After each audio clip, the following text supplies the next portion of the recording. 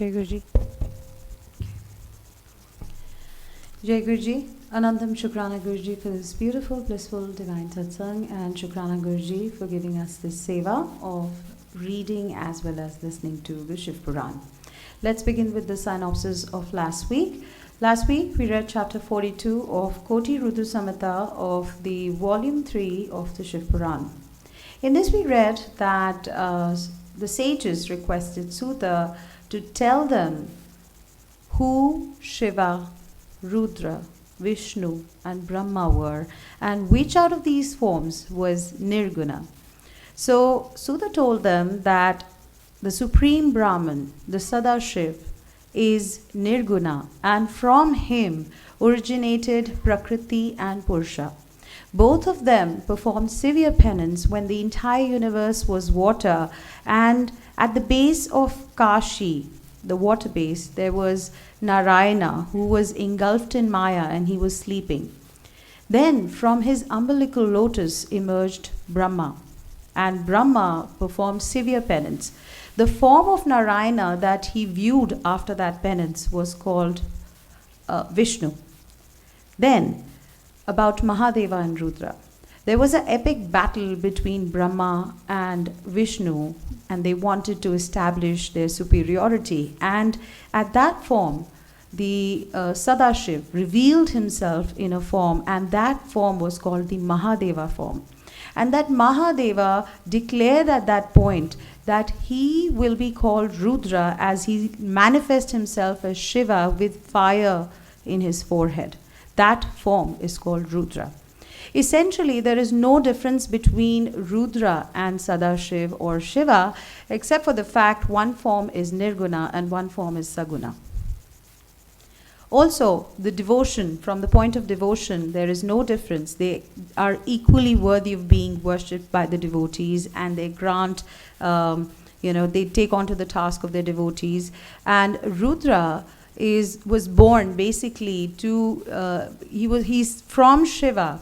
And at the end of it, when all the gods and everything will merge and end, and only Shiva will remain, Rudra will merge into Shiva because he is essentially Shiva. Shiva was there when there was no creation. Shiva was there in the middle of the creation when all of that was happening. And Shiva will be there once the creation will be over and everything will be void. Shiva will always be there. Rudra is the one who created the Vedas, and he is the Lord of Vedas. Rudra was born because he had to fulfill the task of Shiva. He had to help the devotees of Shiva and also help Vishnu and Brahma. After hearing all this, the sages then asked Suta to explain how all is Shiva and how Shiva is all. And this is what we're going to read in the next chapter, chapter 43. Today we're going to read the review of knowledge. This is chapter 43, which will go further on the knowledge of Shiva. And Shruti Auntie will be reading that chapter in English. And we have a new reader today, Kapil Kohli Uncle, who will be reading this chapter in Hindi. Enjoy the reading. Shukrana Guruji.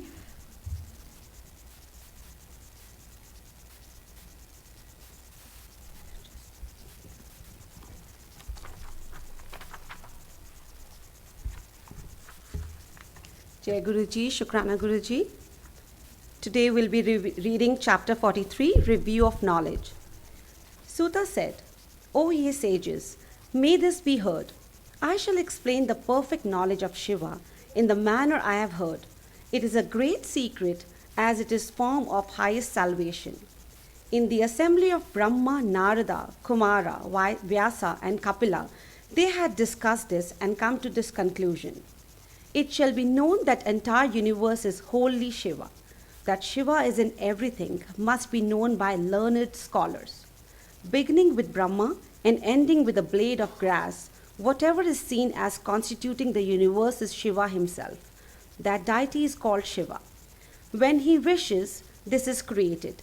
He alone knows all. No one knows him. He himself creates it and enters it, but stands far off. The Shitsarupa, knowledge informed, being who is pure does not really enter it. Luminary beings are reflected in water. They do not actually enter them. Similarly, Shiva too appears entering the other things. Really, Shiva alone, the auspicious being, manifests himself. The ignorance of the same is a defect of mind. In fact, there is no second entity. In all philosophical systems, the concept of duality is evident, but the Vedantists call him eternal and non-dualistic. The individual soul, though it is part of his, becomes deluded by avidya. He then thinks that he is different. If he is released from avidya, he becomes Shiva. Shiva pervades all creatures. He is the lord of sentiment and insentiment. He is the benefactor. He who cleverly tries means of realizing him and after resorting to the Vedantic path attains the fruit of his sight. Just as the pervading fire is latent in every block of wood, but only he who churns it sees it manifested to be sure. So also, the clever devotee who makes use of the expedients of devotion certainly reaches Shiva. This is undoubtedly true. Lord Shiva is everywhere. There is nothing else. Shiva appears in different forms, always due to our illusion. The ocean or the lump of clay or the piece of gold attains different shapes due to delimiting conditions. Shiva too is so. There is one essential difference between the material cause and its effects. The difference is due to illusory perception. If one ceases to exist, the other is quelled. The shooting sprout from a seed may exhibit multiplicity, but ultimately it becomes the seed and the shoot perishes. The perfectly wise is the seed. Deformity is the sprout. When the deformity disappears, he becomes the perfectly wise again. There is nothing to doubt in this regard. Everything is Shiva. Shiva is everything. There is no difference at all. How is this manifoldness seen? How is this unity regained? Just as the luminary called the sun is seen differently in water, so also is the case with it. The all-pervading sky is not bound or fettered anywhere. So also the all-pervading Lord is not bound anywhere. The individual soul is contaminated by the ego. Shiva is free from it. The individual soul is insignificant and it experiences the fruits of actions. But the great Shiva is uncontaminated. Gold mixed with silver or other base metal depreciates in value. So also is the individual soul in its association with the ego. When a gold alloy is purified with chemicals, it regains its original value. Similarly, the consecrated souls too attain purity. The devotee at the outset shall go to competent preceptor with devout and reverential feelings. He shall worship and serve him considering him Shiva. Thanks to his conception, all sins and dirts are removed from the body. When he gains knowledge, his ignorance disappears. Freed from all ego, the individual soul attains pure intellect. Thanks to Shiva's grace, he attains the state of Shiva again. Just as one sees one's own form in the mirror, so also the pure soul sees all-pervading Shiva, certainly. He becomes the living liberated soul. When the body perishes, he merges into Shiva. The body is begot by Prabhada Karman. The perfectly wise is considered different from it. If a person is not elated on acquiring something good and is not annoyed on acquiring something bad, and if he has equanimity, he is said to be perfectly wise. By the practice of yoga, discrimination between different principles is generated. Then there is a desire to get released from the body. The aspirant then is blessed with devotion to Shiva. From the devotion there arises love. From love, the desire to hear about the Lord. From this desire, association with the good, and from this association, a competent preceptor is attained. If knowledge is attained, he certainly becomes liberated. Hence, if one desires to be perfectly wise, one should worship Shiva alone always. He shall worship Shiva with unflinching and exclusive devotion. Salvation is the result. There is nothing to be doubtful about this. There is no other deity greater than Shiva for the attainment of salvation. After seeking refuge in him, one withdraws from worldly existence. O Brahmins, these words have been uttered by me, and considering the statement of sages, you shall retain these strenuously in your mind.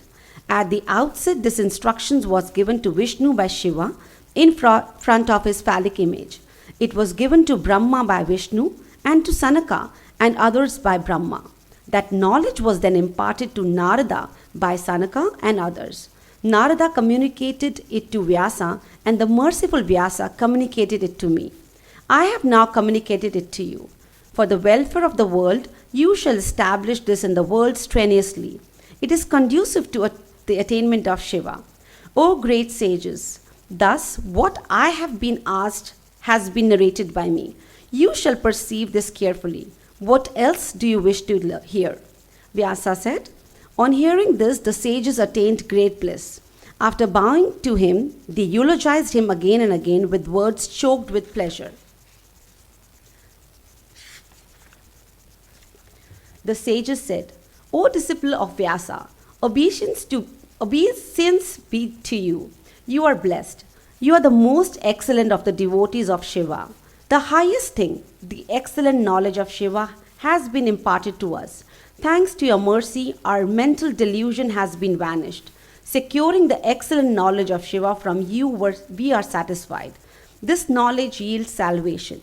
Suta said, O Brahmins, this shall not be mentioned to an atheist or an unfaithful man or a rogue, nor shall it be mentioned to one who has no devotion to Shiva or who does not wish to hear.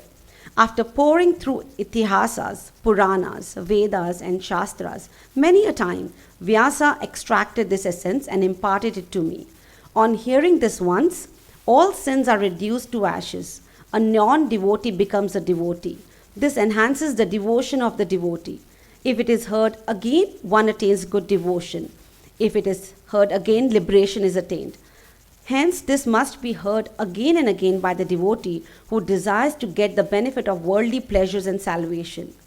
With the expectation of the greatest benefit, it shall be repeated 5 times. There is no doubt. He will attain it. Vyasa has said so. Nothing is difficult to get for a man who hears this excellent thing. By repeating it 5 times, Shiva's vision is attained. Ancient kings, Brahmins, and excellent Vyasas have attained great siddhis by listening to this with attestation 5 times. Even now, if a man listens to this with devotion, he will attain perfect knowledge of Shiva, worldly pleasures, and salvation. Vyasa said, on hearing these words, the sages were extremely delighted. They worshipped Suta with reverence, offering him various articles. Satisfied and cleared of their doubts, they bowed to him, eulogized him, hailed him, and blessed him. Considering Suta to be the great Lord, they worshipped him and bowed to him. With great intellect, they praised him, speaking to one another. The excellent knowledge of Shiva is pleasing to Shiva. It yields worldly pleasures and salvations. It enhances devotion to Shiva. It is divine. Thus, the 4th meritorious and pleasing compendium of Shivpurana named KotiRudra has been narrated. He who listens to this with devotion and narrates this with pure mind enjoys all pleasures here and attains salvation hereafter. Jai Guruji, Shukrana Guruji. Thank you all for listening. Shukrana Guruji for this blessing. I would now request Kapil Uncle to come here and do the Hindi reading. Jai Guruji.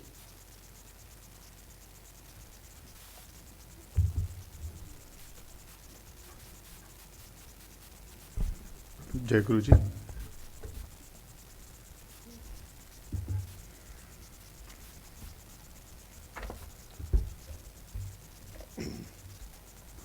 Chapter 43 Shiv संबंधी तत्व ज्ञान का वर्णन तथा उसकी महिमा, कोटि रुद्र संहिता का महात्म्य एवं उपसंहार। सूजी ने कहा, ऋषियों, मैं शिव ज्ञान जैसा सुना है उसे बता रहा हूँ, तुम सब लोग सुनो। वह अत्यंत गुहा और परम मोक्ष स्वरूप है। ब्रह्मा, नारद, सनकादि, मुनि, व्यास तथा कपिल, इनके समाज में इन्हीं लोगों के निश्चय करके ज्ञान का जो स्वरूप बताया है उसी को यथार्थ ज्ञान समझना चाहिए। संपूर्ण जगत शिवमय है। यह ज्ञान सदा अनुशील करने योग्य है। सर्वज्ञ विद्वानों को यह निश्चित रूप से जानना चाहिए कि शिव सर्वमय है। ब्रह्मा से लेकर तर्ण पर्यंत जो कुछ जगत दिखाई देता है वह सब शिव ही है। वे महादेव जी ही शिव कहलाते हैं। जब उनकी इच्छा होती है तब वे इस जगत की रचना करते हैं। वे ही सबको जानते हैं, उनको कोई नहीं जानता। वे इस जगत की रचना करके स्वयं इसके भीतर प्रविष्ट होकर भी इससे दूर हैं। वास्तव में उनका इसमें प्रवेश नहीं हुआ है, क्योंकि वे निर्लिप्त सच्चिदानंद स्वरूप हैं। जैसे सूर्य आदि ज्योतियों का जल में प्रतिबिंब पड़ता है, वास्तव में जल के भीतर उनका प्रवेश नहीं होता, उसी प्रकार साक्षात शिव के विषय में समझना चाहिए। वस्तुतः तो वे स्वयं ही सब कुछ हैं। मतभेद ही ज्ञान है, क्योंकि शिव से भिन्न किसी द्वैत वस्तु की सत्ता नहीं है। संपूर्ण दर्शनों में मतभेद ही दिखाया जाता है, परंतु वेदांती नित्य अद्वैत तत्व का वर्णन करते हैं। जीव परमात्मा शिव का ही अंश है, परंतु अविद्या से मोहित होकर अवश्य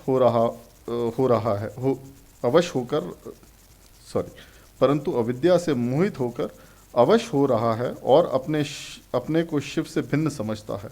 अविद्या से मुक्त होने पर वह शिव ही हो जाता है। शिव सबको व्याप्त करके स्थित हैं और संपूर्ण जंतुओं में व्यापक हैं। वे जड़ और चेतन सबके ईश्वर होकर स्वयं ही सबका कल्याण करते हैं।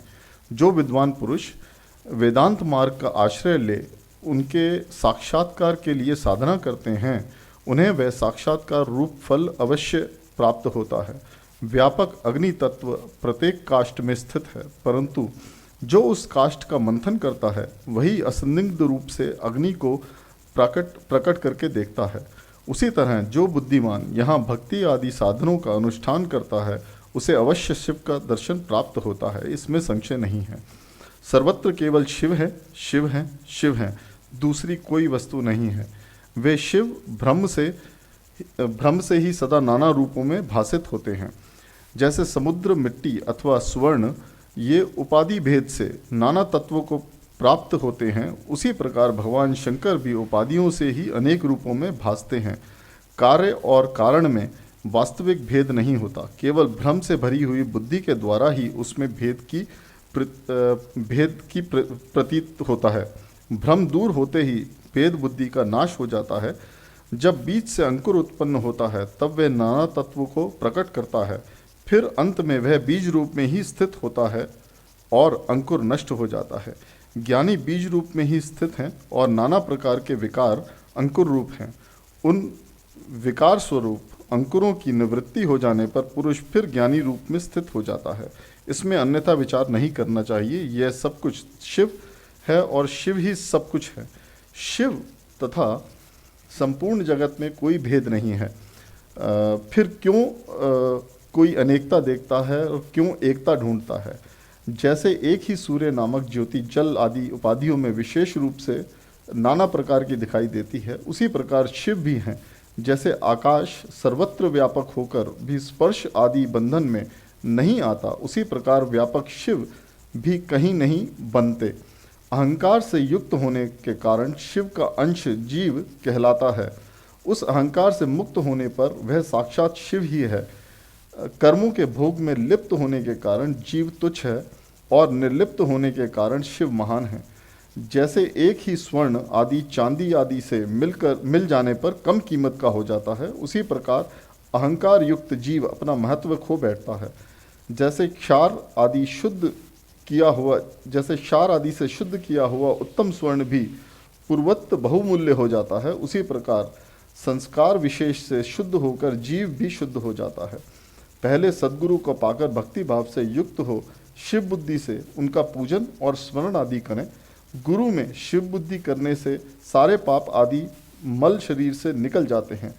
उस समय ज्ञान नष्ट हो जाता है और मनुष्य ज्ञानवान हो जाता है।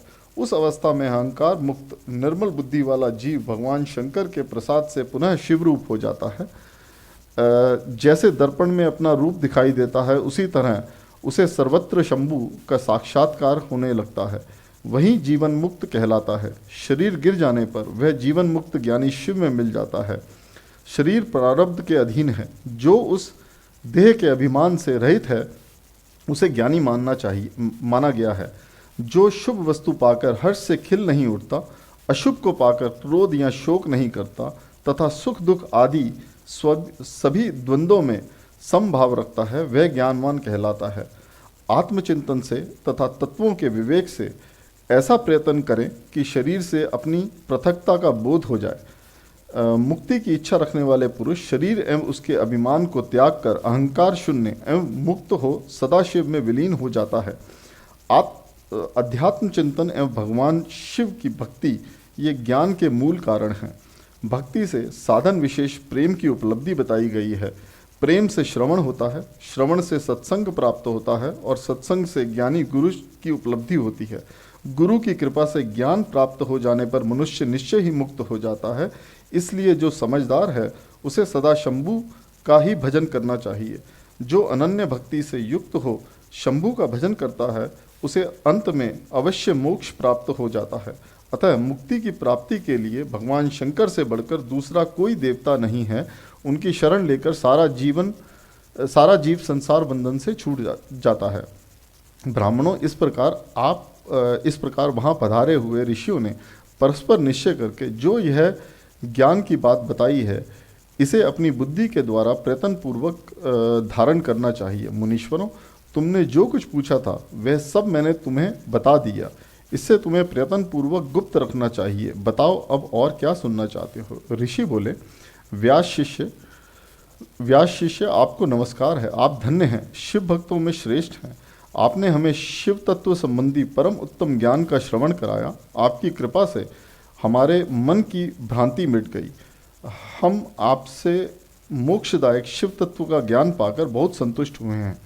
सूत जी ने कहा, द्विजों, जो नास्तिक हो, श्रद्धाहीन हो और शठ हो, जो भगवान शिव का भक्त ना हो तथा इस विषय को सुनने की रुचि ना रखता हो, उसे इस तत्व ज्ञान का उपदेश नहीं देना चाहिए। व्यास जी ने इतिहास, पुराणों, वेदों और शास्त्रों का बारंबार विचार करके उनका सार निकाल कर मुझे उपदेश दिया है।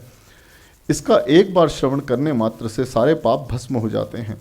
अंध भक्तों को भक्ति प्राप्त होती है और भक्त की भक्ति बढ़ती है।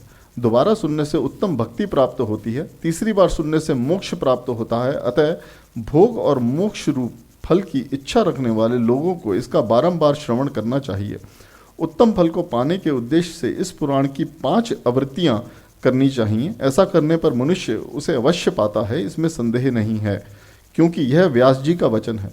जिसने इस उत्तम पुराण को सुना है उसे कुछ भी दुर्लभ नहीं है। यह शिव विज्ञान भगवान शंकर को अत्यंत प्रिय है। यह भोग और मोक्ष देने वाला तथा शिव भक्तों को बढ़ाने वाला है। इस प्रकार मैंने शिव पुराण की यह चौथी आनंददायिनी तथा परम पुण्यमयी संहिता कही है, जो कोटि रुद्र संहिता के नाम से विख्यात है। जो पुरुष एकाग्रचित हो भक्ति भाव से इस संहिता को सुनेगा या सुनाएगा, वह समस्त भोगों का उपभोग करके अंत में परम गति को प्राप्त कर लेगा। चैप्टर 43 ओवर, रुद्र कोटि संहिता संपूर्ण। Thank you.